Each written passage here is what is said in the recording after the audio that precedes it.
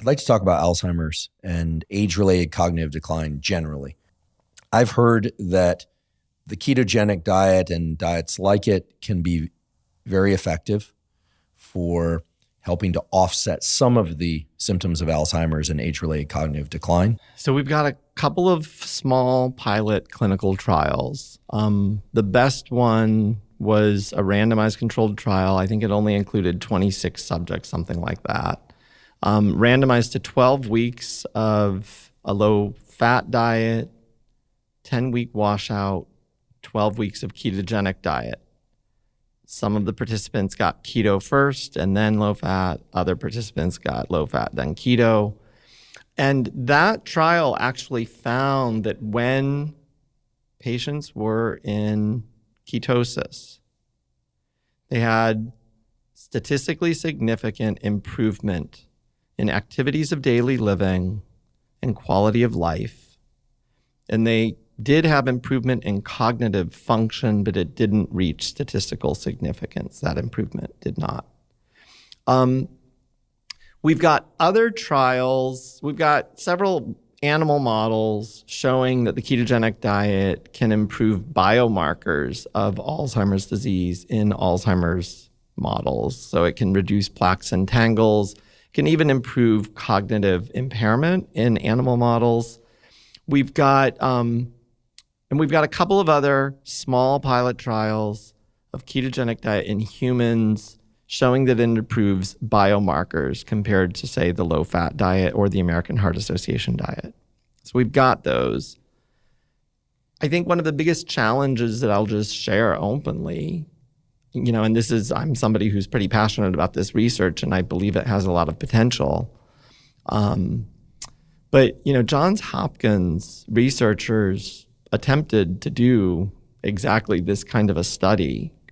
Alzheimer's patients, ketogenic diet versus the, I think, American Academy of Aging or something like that diet as the control diet. Which presumably has starches in there. Yes. I think that's the key variable. Probably lots of some whole potatoes grains, and lots of whole grains. Yeah, some potatoes. And they spent, I believe, over 3 years. They screened over 1,300 people who expressed interest. At the end of the day, I think they only got 27 people to enroll, and only 14 of those people completed the study. Wow. Despite that, what they found was that the subjects who achieved ketosis had cognitive improvement. But people on study section are going to look at a study like that and say, even if the science is there, if you can't get people to do this diet, why would we spend money on researchers trying to get people to do this diet? I should mention study section is this closed door panels of 40 or so people. There are many of these panels, different divisions of the National Institutes of Health use different panels, and then grants are evaluated and a very small, because of the size of the federal budget for research, a very small percentage, usually about 10% of these studies are funded. The rest generally don't end up happening. That is very informative. What you just described is very informative because now it makes sense to me that there's no conspiracy. It's not like Big Pharma, I don't think, is trying to suppress trials of ketogenic diets on Alzheimer's, because I would imagine the first thing that pharma would want to do is to see that study done so they didn't have to. And then the moment it was done, if it showed a positive effect, they'd probably want to isolate the molecule and wrap it up in something that people would take, right? Yes. So I don't think there's any active suppression by pharma. I think pharma would probably be cheering from the sidelines because they could capitalize on it, because ultimately the studies are done by scientists, but the treatments are generally doled out by pharmaceutical companies or physicians. So I don't believe there's a conspiracy there. That is very interesting. And it's kind of amazing given our discussion of earlier, which is that you had a patient that was having schizophrenic symptoms who managed to stay on this diet. So is there something special about Alzheimer's patients and people with age-related cognitive decline? Presumably they're very dependent on others to cook for them and shop for them. I think that this is a almost perfect controlled environment for getting this study done. I think that is the key issue. So again, I get patients with bipolar disorder, schizophrenia, extraordinarily impaired people to do this diet and stay with it. But it's because I'm providing like a weekly session for them. And I imagine this study did not provide that kind of intensive support. So I think, in the pilot trial that I described to you, they actually got, I think, over 90% compliance with the different dietary interventions. So some of it is going to be dependent on the research group. And does the research group understand that this is it's not like prescribing a pill. Here, take this pill and take it every day and come back in 3 weeks. And even then, we don't know for sure that the patient took the pill every day. We just assume they took the pill every day, and studies say they probably didn't. But so I think when we think about a dietary intervention, we need to think about more intensive support and education. And that support could be a health and wellness coach. It could be a dietitian. It could be education of the family. It might even be providing them with dietary meals that maybe for 6 months we actually provide them with ketogenic meals once a week. Put them in your freezer, microwave them when needed to make this diet as easy and doable as possible. Because if we can get people to do the diet, if we can get them through the first couple of months, most people can learn how to do this diet. More importantly, I didn't mention this before, but the number one reason I am so successful at getting patients to stay on this diet for years is because of the consequences to them when they go off of it. That is the reason I can get schizophrenic patients and bipolar patients to do this diet, whereas other people can't get an everyday human being to do it for weight loss, because the weight loss patient doesn't experience devastating, tormenting symptoms when they break the diet. Oftentimes they're rewarded. They eat something they really enjoy and they get a little bit of a dopamine rush from it, and they're off to the races. They're like, I've already cheated. I'll cheat again. I'll get back on it someday. And they never get around to it. My patients, when they go off the diet, they start hallucinating within 48 hours. And they quickly realize that was a really stupid thing to do. That piece of cake was not at all worth the torment that I'm experiencing now. So they get back on the diet. I suspect with Alzheimer's disease, we might notice something similar. Some of these people have very mild symptoms, so maybe they won't have that kind of a negative reinforcing kind of experience. But I think some of them will. Some of them recognize that they are impaired cognitively. And if this diet could help them remember better, if this diet could help them function better, and again, that's what the pilot trial showed, is activities of daily living. That means these people are able to go to the bathroom on their own. They're able to get themselves dressed, whereas they needed help with those things before. Those are actually really important things to both the patient and the caregiver. And if they go off the diet and then quickly revert into a more symptomatic state, that might be reinforcing enough for them to figure out a way to do the diet on their own.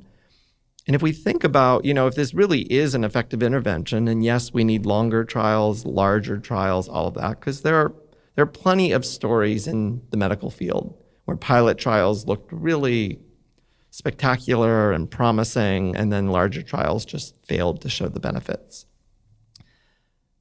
I believe, based on all of the science of metabolism, mitochondria, glucose hypometabolism, all of that, I believe the science makes this an obvious treatment that has real potential. So, People will call me biased. That's fine. I've got my bias. No, based on clinical observation and extensive clinical observation at that. I think biases that are simply because we want to feel a certain way or believe something are worth critiquing, but bias based on observation. Here, I should mention that most of what we know about human memory was sparked by one patient, the famous HM, who I think was living in Harvard Medical, in one of the hospitals around there, many hospitals on Longwood campus, but one patient. I mean, the reason we associate the hippocampus with memory is because we knew that HM's hippocampus was damaged, intentionally damaged for epilepsy treatment, right? So this idea that everything has to be a randomized clinical trial to me is crazy. I mean, of course, that's a gold standard and it's essential, but there's so much information in textbooks, medical textbooks in particular, that are gleaned from single patient case studies or from 3-patient neurostimulation in the brain or something of that sort. So to me, I'm still perplexed as to, why there's this insistence on only one form of evidence. Clearly, what you're doing, the important work that you're doing clinically and in the research side and in public communication is assisting this. When one goes on a ketogenic or low blood glucose diet or fasts, has anyone observed changes in the brain? Has anyone done neuroimaging of humans and their brains under conditions of ingesting one diet or another, whether or not they're suffering from a psychiatric disorder or not? I would think that's where the gold is. We do have some of those studies. So, and when you do a neuroimaging study, you can measure a lot of different things. So one thing with a PET scan, you can measure glucose metabolism. So a researcher, Stephen Cunnane, is doing that research, in particular in Alzheimer's disease patients and Alzheimer's disease models, but in humans. And that's because we know that, again, a common finding in patients with Alzheimer's disease is this glucose hypometabolism. Some people are attributing it to insulin signaling impairment, and so some people are calling it type 3 diabetes. At the end of the day, I think the clearest signal that we have is that cells aren't getting enough energy from glucose as a fuel source. That is something that I think I can confidently say that's backed by numerous research studies. There's debate in the research field about whether that's a primary driver of the illness. I happen to believe it is. And if you ask the question, well, why would cells not be getting enough fuel from glucose? You have to focus on mitochondria because they're the ones producing the fuel from that glucose. So somehow you have to implicate mitochondria in that process one way or another. Others will say, no, that's just a side effect of whatever's causing Alzheimer's disease. But so Stephen Cunnane has done studies where he even gives ketone supplements. These are liquid ketone esters. So yeah, ketone esters or ketone salts.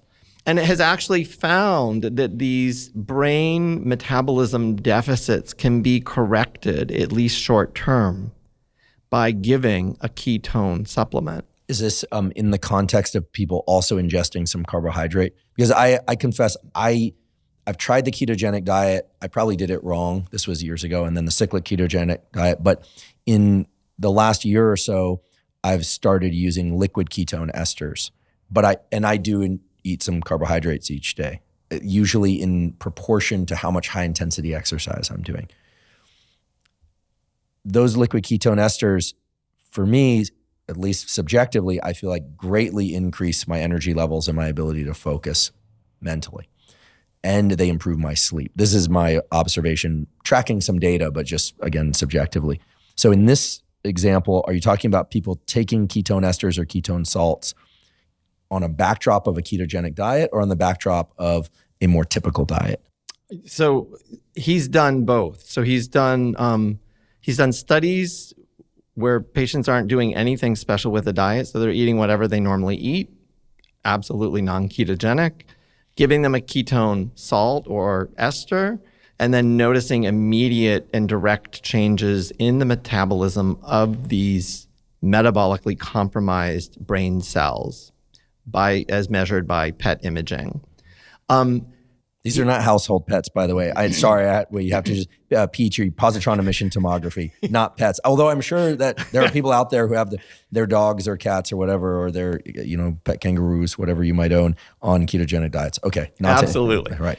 So he's actually moved further. He's done a pilot trial in a nursing home, actually, where he did not put the patients on a ketogenic diet. He simply reduced carbohydrate consumption at breakfast and lunch. They still got the same dinner as everyone else. And simply reducing carbohydrate consumption at breakfast and lunch resulted in cognitive improvement in a statistically significant way in some of those subjects. Oh, I love that result. I'm sorry, I just have to highlight this. I'm a huge believer in directing carbohydrates to specific portions of the day when one needs to be less focused and alert and yet can replenish glycogen. Limiting carbohydrates most of the time during the day, for me, has been a game changer in terms of maintaining alertness, et cetera. I'm not aware that I have, age-related cognitive decline, but then again, people around me may argue otherwise. Let me say, you are Andrew Huberman. There is no way you have cognitive impairment. Although you didn't know me as a 6-year-old. If you have cognitive impairment, we're all screwed. Well, I have plenty of flaws and impairments. I'm well over 3,000 documented by people very close to me. So, but this is very interesting, I think, in the context of everything we've been talking about, because could it be that supplementing with liquid ketones or prescribing liquid ketones to people who are challenged with mood disorders or things of that sort could be beneficial, even if they are not willing or able to adhere to a ketogenic diet? That is the million-dollar question right now. And we don't have good trial data to say yes or no. My speculation, my hunch, having tried that clinically with patients, is it doesn't seem to work. It's not the same thing. The bigger reason for my feeling confident in saying that is that we've had ketone salts and esters available for over a decade now. We have tens of thousands of children and adolescents who are following a strict, ridiculously strict ketogenic diet to control their epilepsy. Those kids would love to be off the ketogenic diet. Their parents would love to have them off the ketogenic diet. No birthday cake, no ice cream. There is not one case report of any child controlling his or her seizures using exogenous ketones without also doing the ketogenic diet. I just find it hard to believe that at least some of those people haven't tried it out to see. I do know some patients with bipolar disorder and even schizophrenia who are doing extraordinarily well on a ketogenic diet. They have tried to switch off the ketogenic diet using exogenous ketones. Their symptoms came back, and so they found that it just wasn't effective. Now, again, those are anecdotes.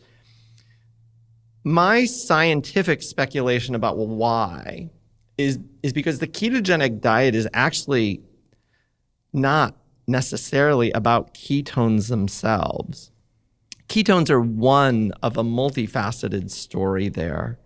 And so when people do a ketogenic diet, they're also they're lowering glucose levels, they're improving insulin signaling, they're ramping up mitochondrial biogenesis, in particular in the liver, because mitochondria actually make ketones. That's where they're made, and they're primarily made in the liver mitochondria. So when somebody's in a fasting state or on a ketogenic diet, their liver mitochondria go through the roof because they're being called to action. It's like, hey, body's in starvation mode, get to work. And so the mitochondria, the cell senses, we need more mitochondria to process fat, to turn it into ketones so that those ketones can get up to the brain and keep the brain fueled. Because fatty acids can't fuel the brain. Only ketones can. Now, so my sense is that, and the gut microbiome changes and everything, the changes in hormones.